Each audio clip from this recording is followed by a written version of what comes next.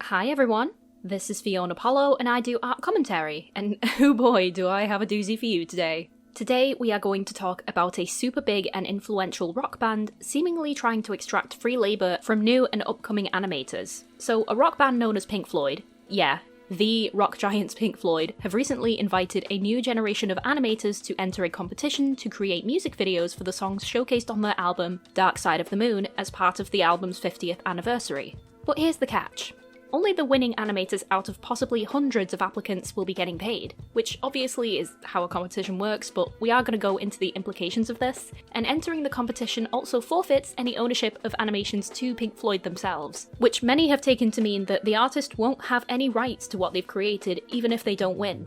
People were obviously unhappy with this, and the band's Twitter account was pretty much instantaneously hounded for attempting to exploit young, inexperienced animators who may not know their own worth or how the industry works yet. The animation industry, much like nearly every other creative industry right now, is in crisis from layoffs, project cancellations, and financial uncertainty, especially in areas such as streaming, where the animation department has been slashed, and animation series like Inside Job and Dead End Paranormal Park are getting axed after only 1 or 2 seasons. So naturally, people have been questioning why Pink Floyd feel the need to do this instead of just hiring someone to make the videos and offering a fair wage for them. It feels a bit like they didn't really consider that they would be contributing to a growing problem of expecting creative workers to not place value on what they do and instead leave it up to chance. This really got me because I'm a big rock fan. I listen to Pink Floyd from time to time, and honestly when I first saw this I was pretty intrigued in the contest myself. I'm one of those lucky chucks who probably would be a fitting candidate for something like this since I don't do animation as a career anymore, so there isn't really that pressure of financial gain on me. And it looks to me like Pink Floyd may have more so been aiming this towards hobbyists and students who maybe wanted to build up a portfolio before they're able to find paid work. But the thing is, with the industry being so strangled right now, doing something like this has been considered by animation professionals, amateurs, and fans alike to be in pretty poor taste, and that's not even accounting for the fact that these guys are worth millions. They could very easily hire their own talent if they wanted to. In fact, they've done it before, which we're also going to talk about. So let's chat about it. I'm going to go over the rules of the competition, why people might be upset, the kind of example this sets for the industry, and whether it's right or wrong for people to actually partake in Pink Floyd's animation competition. While, yes, there are going to be some points against it, I also don't want to discourage people because at the end of the day, it is a contest and it is your choice. You decide what you want to do. As always, please note that any opinions given in my videos are purely speculative and not based in fact unless evidence is given to state otherwise. If you like this video, please be sure to like, comment, and subscribe. Please let me know what you think. Do you think the band is right or wrong to host this competition, and do you think people are right or wrong for entering or wanting to enter? Let's begin. Part 1. The Dark Side of the Moon. So for the young and the uninitiated, who are these dinosaurs anyway? Who the hell are Pink Floyd? Pink Floyd are an English rock band formed in London in 1965, gaining a following as one of the first British psychedelic rock groups. This puts them in the same category as bands like the Beatles, and then in the 1970s they morphed into progressive or prog rock, which puts them in line with bands like Yes. Prog rock is basically this genre of rock where you often have these really long songs that constantly morph and change as they go on. If you're a fan of JoJo's Bizarre Adventure, then you may recognise one of Yes's songs. No.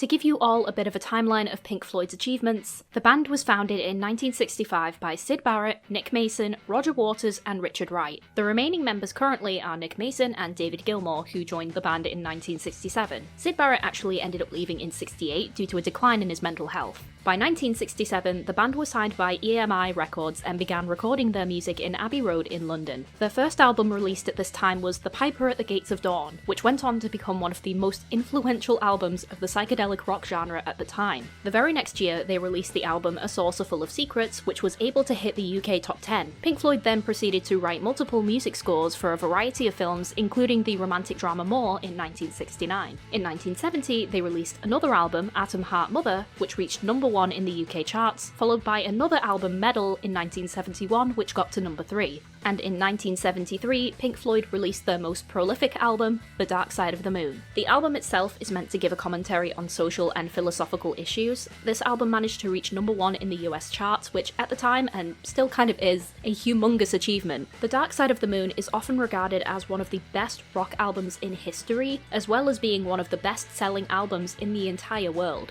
In 1975, the band released Wish You Were Here, which topped the UK charts again, and then in 1977 they released the concept album Animals. After this point, the band lost one of its members and faced financial struggles, but managed to bounce back with another highly influential album, The Wall, in 1979, which hit the UK charts again and featured the band's only #1 single, Another Brick in the Wall. This album had a lot more theatrical elements put into it, even spawning the creation of a 1982 live-action animated psychological music drama of the same name with a character called Pink as its main focus. The film implemented a variety of theatrics like animation and puppets to tell a story alongside the band's music. The album was also supported by a series of theatrical concerts called the Wall Tour, of which the most notable aspect of these concerts was a giant brick wall constructed between the band and the audience. Fast forward to modern day, and Pink Floyd are often still a staple in many rock fans' playlists. In 2013, industry sources suggested that the worldwide sales of The Dark Side of the Moon on its own totaled about 45 million, and in 2017, The Dark Side of the Moon was the 7th best-selling album of all time in the UK and the highest-selling album never to reach #1. So what does all this tell us? Well, it tells us that since the 1960s, which by the way is over half a century ago now, these guys were incredibly and consistently successful people. They are highly influential, highly accredited, highly awarded, and highly affluent, which is to say that they are absolutely stinking rich. But what it also tells us is that collaborating with filmmakers and having animation be a part of their music and their brand is not a new thing for them. It's been happening since at least the 70s. The band has in fact utilised animation for multiple music videos, including for the songs Welcome to the Machine, Shine On You Crazy Diamond, Another Brick in the Wall, and others too. I don't fully think it would be fair to say that they may solely be doing this just to wring out free labour from people. I think this is a genuine, if not slightly misguided attempt to connect with fans given the subject matter of many of their songs, alluding to things like disillusionment and isolation, which are definitely not light subjects given the current social climate. We also need to remember that it may not strictly be the artists themselves who are deciding this, it's very likely the record company. The creation of the brick wall in the Wall Tour itself was implemented as a way to physically showcase the invisible wall that the band members felt there was between them and their fans. And this was especially spoken about by former lyricist Roger Waters, who had the idea. The band themselves do seem to be very aware of the impact of animation and have an appreciation for the medium. It's a form of expression and a method of conveying thoughts and feelings in a way that simple reality isn't really able to. It can help to illustrate often difficult topics in a way that regular people can digest without it hitting too close to home. I think that Pink Floyd as artists themselves can recognise the effectiveness of the value of these techniques, which is what I believe spawned the idea for this competition in the first place. It's a noble thought process if that's the case, I will give them that, but even with that bit of context, that doesn't really do much to quell people's feelings on how they went about it. So let's go into the actual rules around the competition. Part 2, Rules and Reactions. So let's go over the rules set out for this competition and chat a little bit about the logistics and reactions around them. First off, the prizes will all consist of various cash payouts to the winning submissions. A 10,000 cash prize for the winner for each of the 10 songs on the album, and additional bonus prizes overall amounting to £100,000 for first prize, £25,000 for second, and £10,000 for third. The total amount that will be given out comes to £235,000. So let's break that down in terms of an animation budget. Taking a random song as an example, let's go with Money, fittingly. Oh, and let's also remember that Pink Floyd is a prog rock band, and prog rock songs have a lot more variation in length than in other music genres. These songs can range from 2 minutes to 8 minutes and sometimes longer depending on the band. The song Money is 6 minutes and 23 seconds long. In animation, each second is broken down into 24 individual drawings or frames. 24 times 60 means that for 1 minute of animation, that would require 1,440 individual frames. Times that by 6, and that gives you 8,640 frames. Add the remaining 23 seconds, which would amount to 552 frames, and that puts the potential animated music video for the song Money at 9,192 frames. Oh my god, my wrist hurts just saying that number. However, let's be fair to the competition runners and say that the animation is being drawn on 2s, which would slash the required drawings in half to 4,596 frames. This is typically the industry standard in animation. Using an entirely new drawing for every frame is only really done for fast-paced shots such as action scenes. If a submission containing this number of frames was to win just £10,000, divide that by the number of frames, and the total payment for each frame drawn is approximately £2.18. I don't know about other animators, but I like to think I can can draw a picture in a decent amount of time, but to fully thumbnail, sketch, line, colour and add effects to one frame can easily take over an hour depending on how detailed your style is. £2.18 for over an hour's work? That's not even half of minimum wage, man! The national living wage right now in the UK for over 23-year-olds is £9.50. I don't think I need to tell you guys, but that's really not good. Granted, first prize has a shot at winning an extra £100,000, which would put the payout at £23.94 per frame, which is a bit of a jump, but even still, there's also a high chance that you could just walk away with absolutely nothing. Now, of all times, really isn't the best to be dangling a carrot in front of people's faces, especially not in an industry where there are so many anxieties about paying for basic necessities. The highest cash prize for this competition is hardly even comparative to a regular paid animation gig.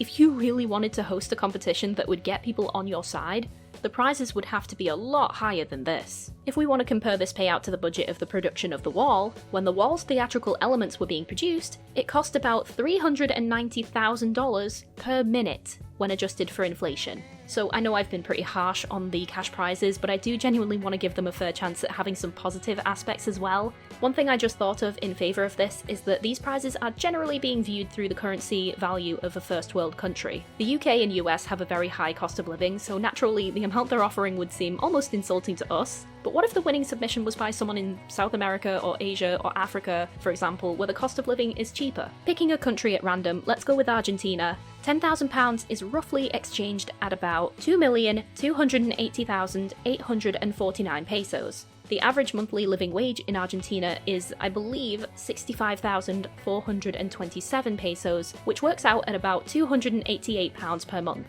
For reference, you are lucky to be able to rent a room for double that amount here in England. If someone from Argentina was to win just £10,000 from this competition, it would have a significantly larger impact on their life than if someone from the US or UK were to win, and I think that's an important thing to keep in mind. I haven't seen anywhere in the terms and conditions stating that the winners need to be from any specific part of the world. That said, it is still a pretty high point of contention that they are only allowing a one-time cash payout, especially considering that they will probably be making far more in YouTube revenue from it. So moving on, let's look at a few key clauses in the T's and C's. So there are 32 clauses in these terms and conditions, and there's no way in hell's chance I'm reading all of that out loud. So we'll focus on the key points relating to the type, usage, and ownership of any submissions. Clause 6 reads that any style of animation will be accepted, but the audio must be any one of 10 songs from Pink Floyd's The Dark Side of the Moon album. Any entries that are not animated will be disqualified from the competition. Hybrid live action and animation is not eligible for this competition. Claymation and stop motion is acceptable.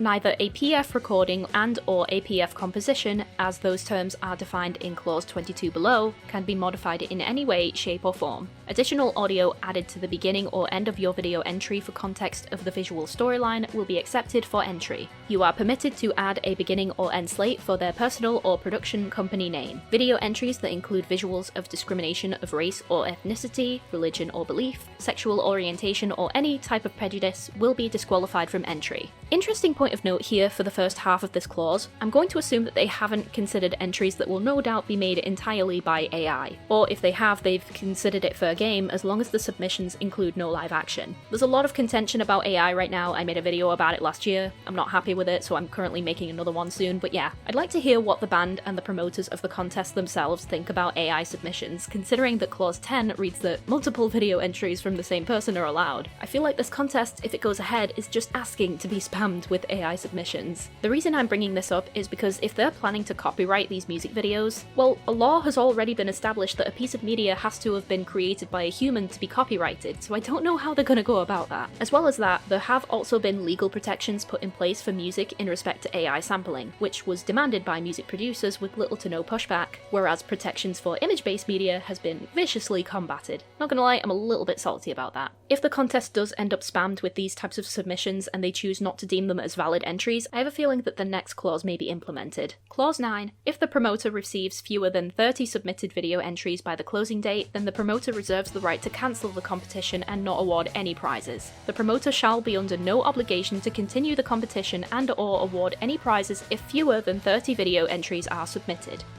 Yikes, that's kinda brutal. If that's what they're deciding to do if they don't have enough entries, then that doesn't exactly seem fair on the people who bothered to make an effort. The least they could do is showcase the existing submissions either on social media or help to promote them. Clause 22. In entering into the competition and submitting your video entry in accordance with these terms and conditions, the promoter is deemed to have granted you a limited, revocable, non-exclusive license to copy the Pink Floyd recording from the album The Dark Side of the Moon, PF recording, and the underlying composition, music and lyrics embodied on that PF recording, PF composition, that you have used in your video entry strictly and solely for the purposes of creating your video entry. All other rights in, to, and or in relation to any PF recording and or PF composition are fully and expressly reserved to PFML. Any other use by you of any PF recording and or PF composition other than as is specifically set out herein is strictly and expressly prohibited by the promoter, and you must note that the promoter will exercise and or enforce any or all of its rights, whether under these terms and conditions or otherwise at law, in respect to any unauthorized use by you or any third party of such PF recording and or PF composition.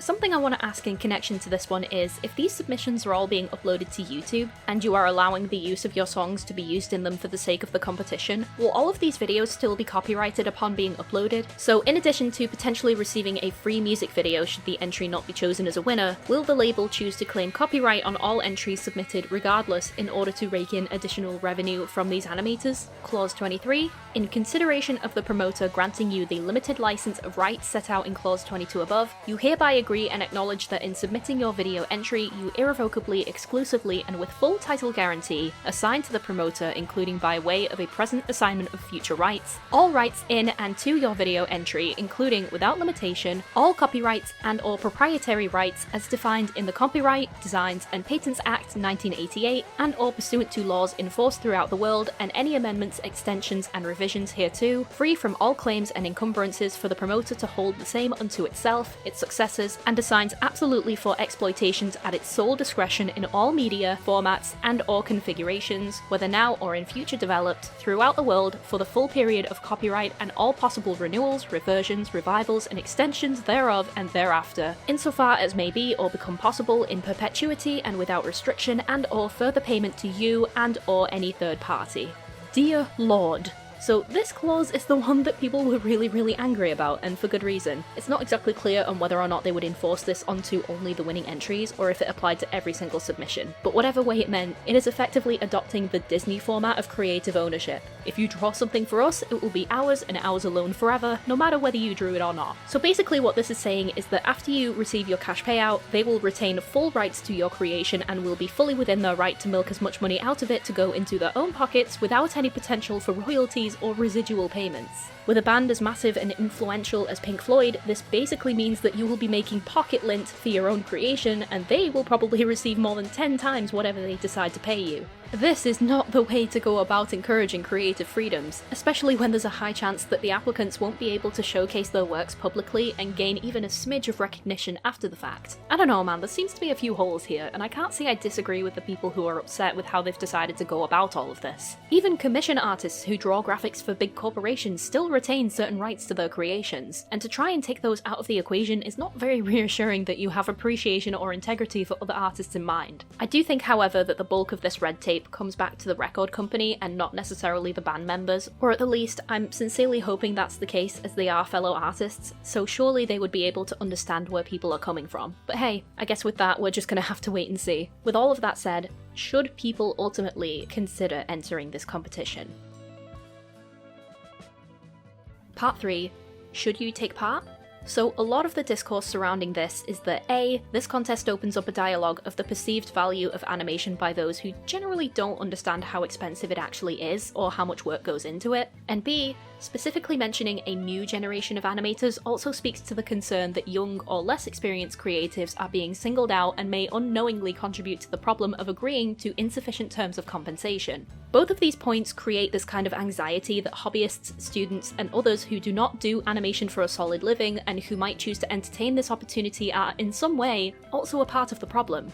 But here's the thing. With the industry the way that it is, what other kinds of opportunities would they receive for something like this? While yes, they can post their own animations online and all of that, I feel like even though people understand who Pink Floyd are in terms of the music world, they're failing to understand what this could in fact mean for someone who may be trying to break into the animation industry. Ask any animator and they will tell you how difficult it is right now to get your foot in the door. To have your works potentially recognized and showcased by one of the most famous bands in the history of music? That's one hell of a talking point when it comes to showing studios you're real. And in looking at all of the quote tweets and comments surrounding this announcement, I have yet to see very many people bring this up. I don't think it's fair to discount what could come about for the 10 industry hopefuls who may well be chosen as the winners for this. It's the kind of kickstart to their careers that the rest of us could only dream of. It is absolutely valid to be dissatisfied with the cash prizes they have decided on. It's completely fine to be suspicious of the terms and conditions laid out. All of that is reasonable. But the thing is, people will still have a lot to gain from entering this competition aside from the immediate winnings, even if there may be some restrictions in other respects. No one seems to be considering the long-term impact that this could bring to someone. Yes, there will be a lot of legal red tape in respect to your intellectual property for that one specific video, but when one door closes, another door opens, and I want people to understand that. If someone wants to do something, no matter how well-intentioned the reason may be to not go through with it, this competition does in fact have the potential to change lives. It's perfectly reasonable to allow people the free will to take that gamble.